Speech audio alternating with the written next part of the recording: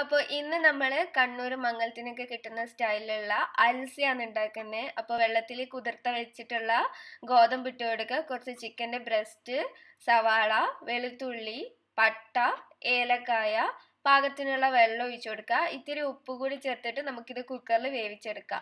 വേവിച്ചതിന് ശേഷം ഇതൊന്ന് ചൂടാറാൻ വേണ്ടി മാറ്റി വെക്കുക. അതിനുശേഷം നമുക്കിത് അരച്ചെടുക്കണം. ആ ഒരു സമയത്ത് കുറച്ച് നെയ്യ് ഒഴിച്ചിട്ട് ഇതിലേക്ക് വേണ്ട അണ്ടിപ്പരിപ്പും മുന്തിരിയും അതുപോലെ തന്നെ ഡെക്കറേറ്റ് ചെയ്യാനുള്ള സവാളയ്ക്ക് ഒന്ന് നന്നായിട്ട് വറുത്തെടുക്കുക. അപ്പോഴേക്ക് നമ്മൾ വേവിച്ച് വെച്ചിട്ടുള്ള അൽസയുടെ ഗോതമ്പൊക്കെ ഇവിടെ നന്നായിട്ട് ചൂടാറിയിട്ടുണ്ട്. നമുക്ക് മിക്സിയുടെ ജാറിലിട്ടിട്ട് നന്നായിട്ട് അരച്ചെടുക്കാം.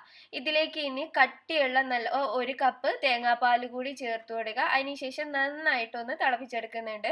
ഇനി ഇതിലേക്ക് നമ്മൾ നേരത്തെ വറുക്കാൻ ഉപയോഗിച്ചിട്ടുള്ള ആ ഒരു നെയ്യ് കൂടി ചേർത്ത് നന്നായിട്ട് മിക്സ് ചെയ്യുക. അതുപോലെ തന്നെ കുറച്ച് അണ്ടിപ്പരിപ്പ്, മുന്തിരിയും സവാളയും കൂടി ചേർക്കുക. നല്ല അടിപൊളി മംഗലത്തിന് കിട്ടുന്ന അൽസ റെഡി ആയിട്ടുണ്ട്.